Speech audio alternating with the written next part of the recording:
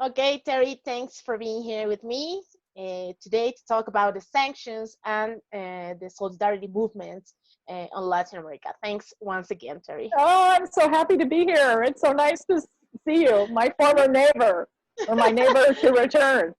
So Yeah, it's great. well, yeah, that's Technology is true. great. Just to Yeah. let the people know, Terry, she's a member of Code Pink, and yeah, she was my neighbor in Washington D.C. I met her a month ago, and now she's not only member and a great activist of Code Pink, it's also a real close friend. Thank you once again, Terry, for being this time with me. Well, thank you. We've done my show, and now we're doing your show. Yeah. Oh, Well, it's great. Tari, to start, I would like to talk about what is coping because several people here in Latin America, especially maybe in Mexico, they are not really aware that there is a movement against the war, that there are movements and a lot of them in the US in solidarity with Latin America. Can you explain us what Code Pink is? So Code Pink is a nonprofit organization. Our formal name is Code Pink Women for Peace, and we were founded in 2003 in response to the U.S. Government's buildup to war with Iraq. And so that was our foundation, but our co-founders, Medea Benjamin and Jody Evans, have spent many, many years in the anti-war movement beginning with their college years during the Vietnam War. So we have some really good experience, knowledge, and depth in the founding of our organization. But Code Pink specifically was created in 2003 in response to the Iraq War. So we are an anti-war movement in all its forms. And this is one of the things, and Alina, you and I have spent a lot of time talking about this, that US citizens specifically, I think people outside the United States are more savvy to different forms of warfare, unfortunately, because they have suffered different forms of warfare. But for US citizens, we're more in a phase today of hybrid warfare. So Code Pink is really based on what historically is based on what most US citizens would know as what we would define as conventional warfare. But today, we have various forms of hybrid warfare, including economic sanctions, cyber attacks, those sort of things. And so sanctions is something you and I have spent a lot of time talking about, and how this has moved. It's a tool. It's become a foreign policy weapon tool used unilaterally by the United States to economically affect a nation's ability to participate in the global economy. And these sanctions start what seems to be in a very innocuous way. They're sanctioning a government official or a specific business industry and preventing or seizing bank accounts. That's probably one of the best known forms of sanctions or economic intervention. And so what happens is that these entities, individual or business, can't participate in the international trade, international economy. But the more significant thing that happens is what we would call over compliance, or this ripple out effect, this chilling effect that happens on a nation once one or more leaders or businesses are quote unquote sanctioned by the United States. Other individuals, other businesses, banking specifically, international finance, basically decide not to do business with a country that is suffering sanctions in one form or another. So even though those second and third parties are not themselves sanctioned, they feel, why would we get involved with Iran, Cuba, Venezuela, Syria, Zimbabwe, North Korea, Nicaragua? I mean, there's a list of, I think, 39 countries now, covering 1/3 of the world's population living under sanctions. So these entities decide on their own, why would we take the risk of doing business in those countries? So that's where the real amplification happens when sanctions are opposed on a country or individuals. Yeah, and actually, even when Code Pink has a lot of campaigns, as you said, on Palestine, Iran, Syria, you are actually the coordinator, the Latin America campaign coordinator, and you have Well, I'm been one of them. really. I work with two. I work with two other really wonderful people. There's three of us. Well, on the Latin America team, Leonardo Flores and Michelle Elner, who are my compañeros, partners in crime. Yeah, and Latin, actually, you've been. Ellie, yeah, Yeah. it's a great, um, it's a great team. And you've been following all of you, three of you. You've been following real close what has been happening in Bolivia, but specifically in Venezuela now towards these sanctions. And I would like to ask you: a lot of people, the corporate media isn't showing what is going on in Venezuela and what does these sanctions means. What are these? When we talk about sanctions, what are we talking about? Well, I guess first I would say, since you've mentioned the U.S. media, specifically the U.S. mainstream media, I would argue that the mainstream media here in the States has been opposed to Venezuela and its two governments, two Chavista governments, for the last 20 years. So to me, that's basically the first iteration of regime change in Venezuela, or a coup, so to speak, is with the narrative that the United States media has created. It is a very specific narrative against Chavismo, against Hugo Chavez when he was president, and then of course we've seen really amplified attacks on Venezuela once Nicolas Maduro succeeded Chavez. And there's a very specific narrative that is commonplace here in the United States, and it's a media narrative that reflects the goals and ambitions of the State Department and the Pentagon and Wall Street. And Wall Street's interest, particularly being investments in all the natural resources, specifically oil, that Venezuela has. So that narrative has been in place for 20 years, and it's a tough, tough thing to overcome. But those of us in the anti-war movement, specifically focused on Latin America, Code Pink being one of several organizations, that's our role, is to visit these countries, get to know the policies, the issues, the people, and bring those stories back to the United States and challenge and counter what the average U.S. citizen has come to know and understand about Venezuela. One of those issues being the use of sanctions as a form of regime change, as a form of warfare. And today, and I would expand this beyond Venezuela, I think Cuba and Nicaragua, since we're specifically talking about Latin America this evening, but Cuba and Nicaragua should be included as well. Cuba has suffered U.S. sanctions in the form of a full-blown embargo for 60 years. And that practice has not changed the government or the civilians in Cuba.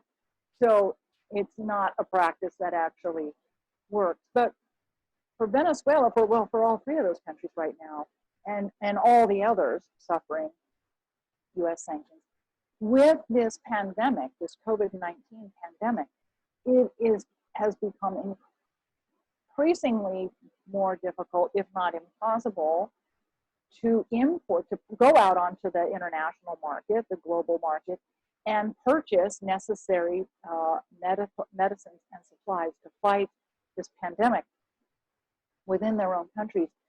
But you're also seeing in that how certain countries are focused on humanitarian aid, on helping their people, even if it's in a more basic, non-technical manner, which I would argue if it's done preventatively, it's probably more effective than how we practice medicine here in the States.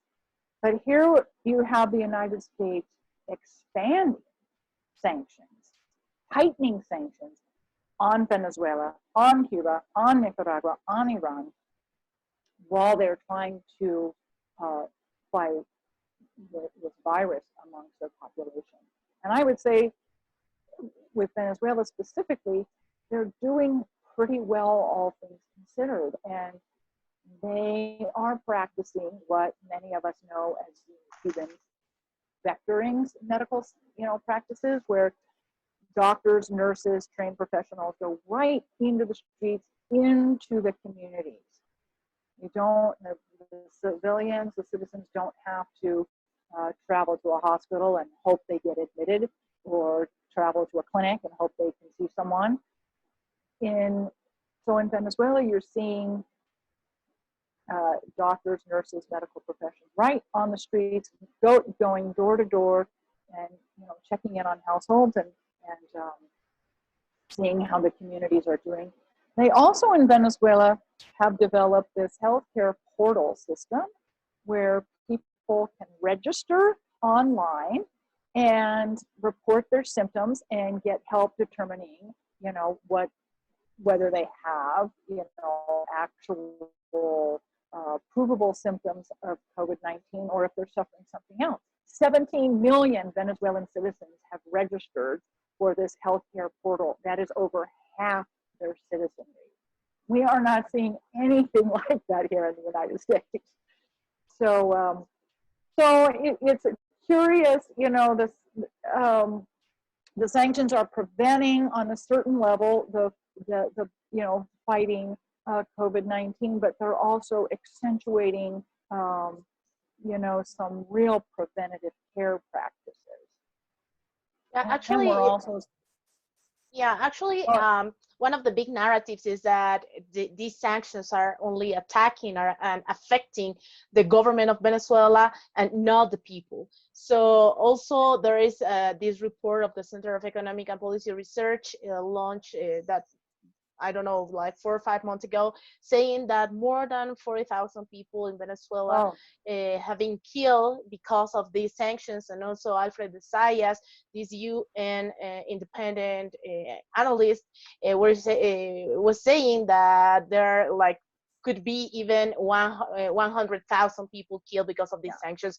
Who are these people who are being affected? Is the people or is the government who's been affected? Well, what happens is the people, and I think you're referring to the Center for Economic Policy and Research report from, I think, last April. And then also, what came out last summer, which was a report by Francisco Rodriguez, who was Henri Falcon's economic advisor when Falcon was running for president in 2018 against Nicolas Maduro. So this is somebody from the opposition who wrote a report on the effect of unilateral coercive measures against Venezuela, economic sanctions. And he too, was a damning report against this U.S. Practice from a different political perspective, but with the same conclusion. And so I think sanctions are used, are framed in the United States as a diplomatic tool, and but with their excessive use and extensive use across the planet, it's very much being used as economic warfare, principally because they're being done unilaterally.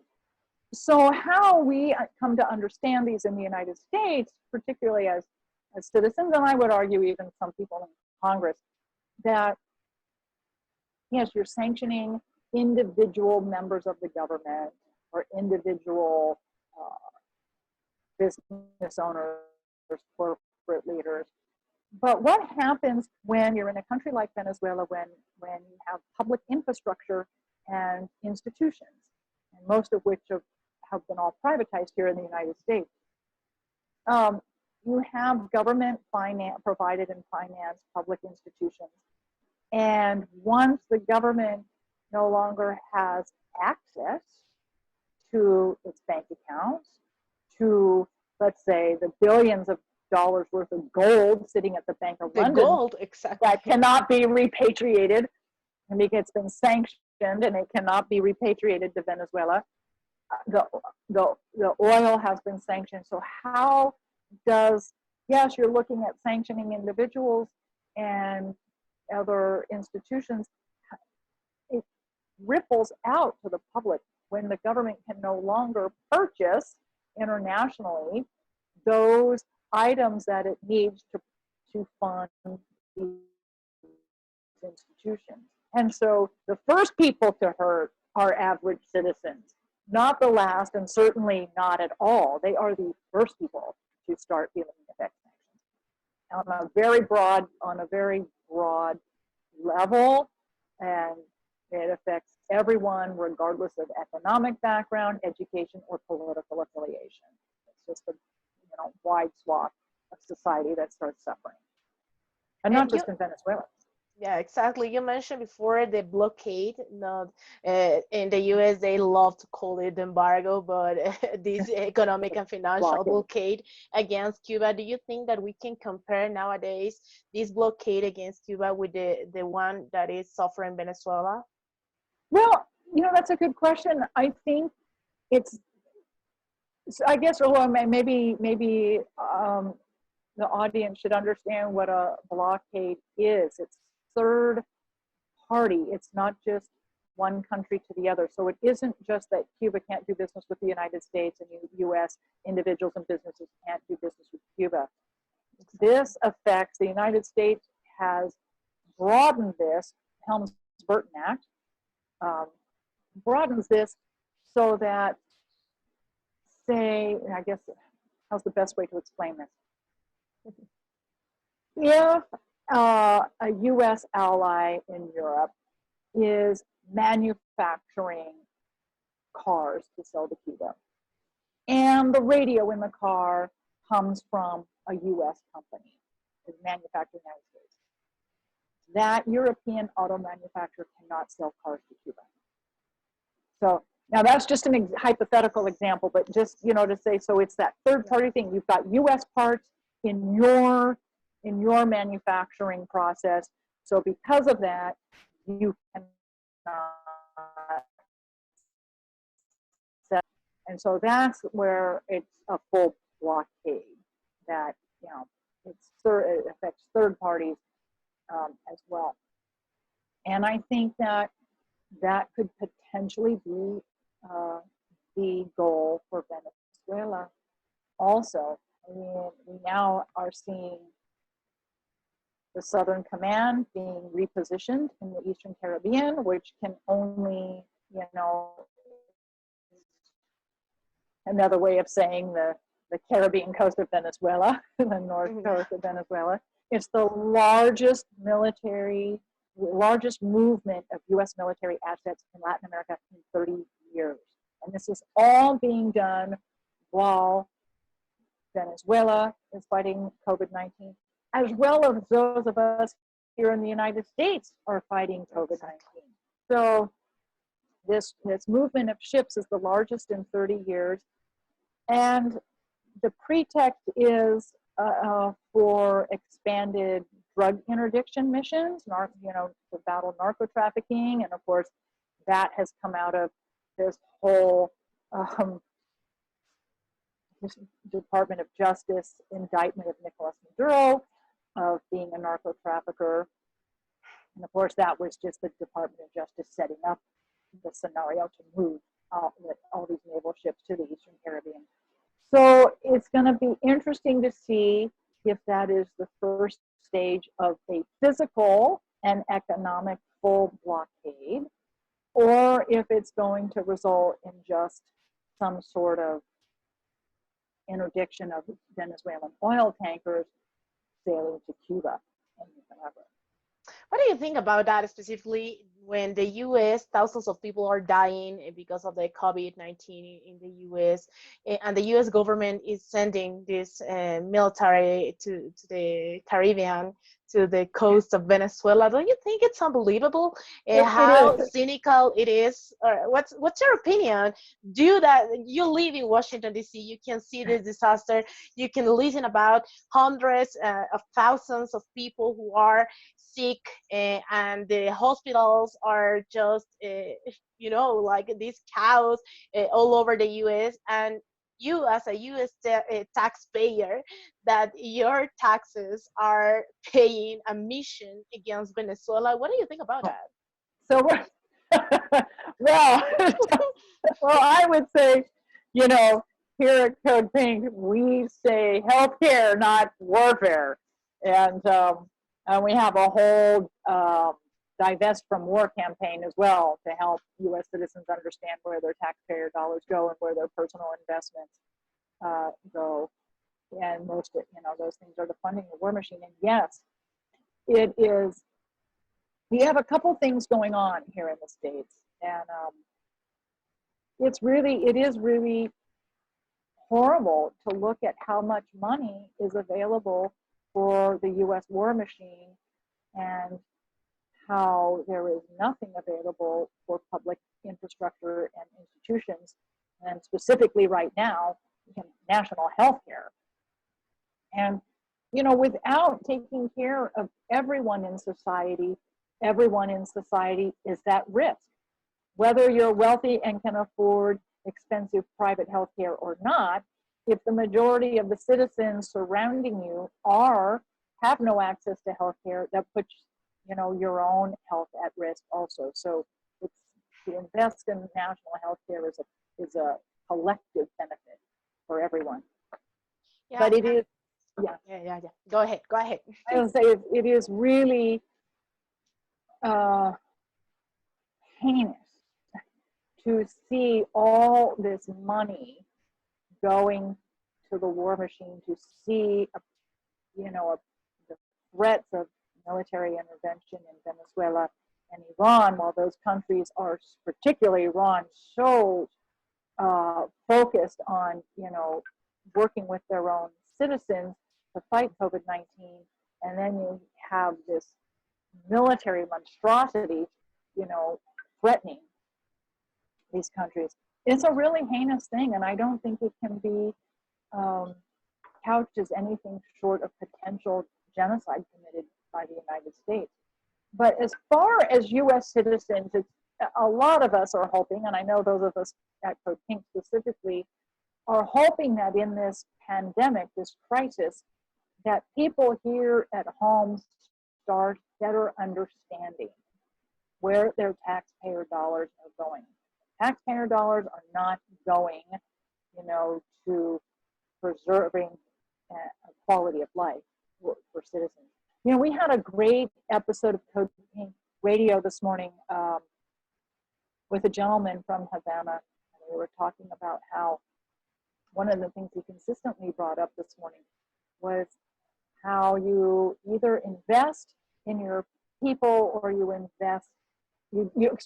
defend your people or you defend your profits. And I thought that was just a really good way of illustrating the differences between how certain countries are fighting COVID-19 and how others are not. And we're not. We're defending the profits. We're not defending the people. So, yeah, actually, that's the point. Yeah. And I mean, it was a really good way to frame it, I think. Yeah, and actually, that's the last part I would like to talk about solidarity. I think that this is the moment to talk about a new system, that it's not all around the capital, but about solidarity, about what's going on with Cuba, as you said, with these doctors all over the world saving people. And when 14 countries, there's brigades in 14 countries, and my understanding is 50 countries have asked for Cuban doctors. 50 countries, and there's brigades in 14. Yeah, and on the other hand, you have. They're not asking the United States for bombs. They're asking the Cuban doctors. Yeah, exactly. And now the U.S., on the other hand, is sending military, sending. It's too different. It's like two realities in this world. Yeah, so completely. About this issue of solidarity, what would you suggest? You've been working with a lot of movements during the last years, in several years. What would you suggest for people in Latin America or in other countries that are not really aware of the impact of, for example, the U.S. sanctions, or just the differences? Not only the sanctions, but for example, in Cuba with the blockade, that even with the blockade, they are sending doctors.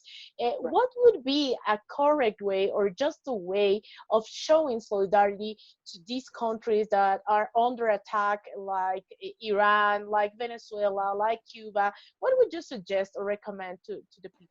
Well, I think for those of us in the United States, we have to really, really educate our population as, sanctions are this form of warfare. And I think people are starting to better understand this. The COVID-19 pandemic has, unfortunately, that the pandemic itself is unfortunate, but the situation has opened up widely the conversation here in Washington, D.C. about U.S. unilateral economic sanctions, widely, how they're being used, how they're being abused, and the suffering they're causing with people. So that is something as far as educating the U.S. population so that the U.S. population can put pressure on its elected officials to lift these sanctions. We can also put pressure on the United Nations. Everyone can do that. Those of you in Mexico can do that. Those of you in Venezuela, Cuba, throughout Latin America, everybody can put pressure on the United Nations. And the United Nations and the Secretary General, Gutierrez, has been very, very clear. Stop the warfare, let's stop fighting, and let's, start healing each other.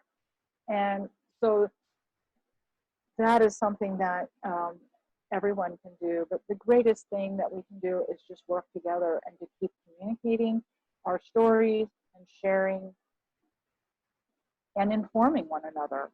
I think the most fascinating thing that's happening right now, and you see this, and your viewers see this too, is we're seeing, the U.S. response is in sending, naval ships to the Eastern Caribbean.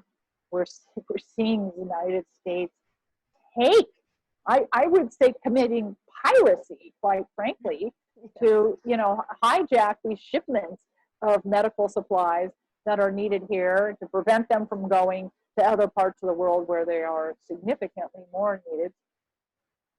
And so I think, so you see the United States doing that, and then you see Cuba sending doctors, you see the Chinese and the Russians sending, cargo flights of humanitarian aid and medical aid. And even to the U.S. Even to the U.S., yes. The Russians delivered, a plane to JFK last week. Yeah, the evil Russians. The evil exactly. Russians. So there goes the whole Russiagate narrative. I think that's all over and done with for most people. Let's hope. We can only hope it's done. So it's an education thing, but it's all of us really finding our humanity together. And there's two distinct paradigms the world's looking at right now. And which one would you prefer to be part of? I think I'd rather be receiving doctors than bombs, me personally. Exactly. So I want to tell you, Alina, one of the new things that we're doing at Code Pink, just talking about, you mentioned solidarity, and we're talking about solidarity in Latin America. It's these two different paradigms of, response to COVID-19. We're creating a new campaign called the Good Neighbor policy for Latin America, and that's what our Latin America team is currently building. Meaning, what does it mean to be a good neighbor in this hemisphere? Globally, but specifically in this hemisphere.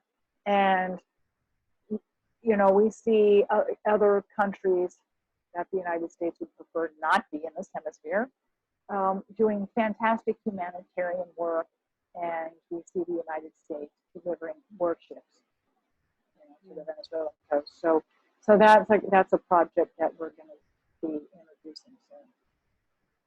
Do you think, and at this point, I think this is a question that I ask to everyone. Do you think that it's a moment when we can defeat capitalism and change everything all over the world? I have this conversation even with my 87-year-old parents. Well, no, and I shouldn't say even with, but I mean, I do. Talk with them about how, and of course they've lived through the Depression and World War II and Korean War and Vietnam and the Contra Wall. They've seen it all, and the United States used to be capable of delivering huge humanitarian aid projects. We were known for that, and people wanted us to come to their countries and do this. Of course, nobody wants the United States to come now because we roll in with tanks and never leave. And so one of the things that I have found a lot of people saying is that, however, when this is all over, the global paradigm is going to be different. Now, whether it shifts 1 degree or 100 degrees or 1,000 degrees, we don't know. But it's going to shift. My hope is that we shift from this U.S. unilateral dominance to a multilateral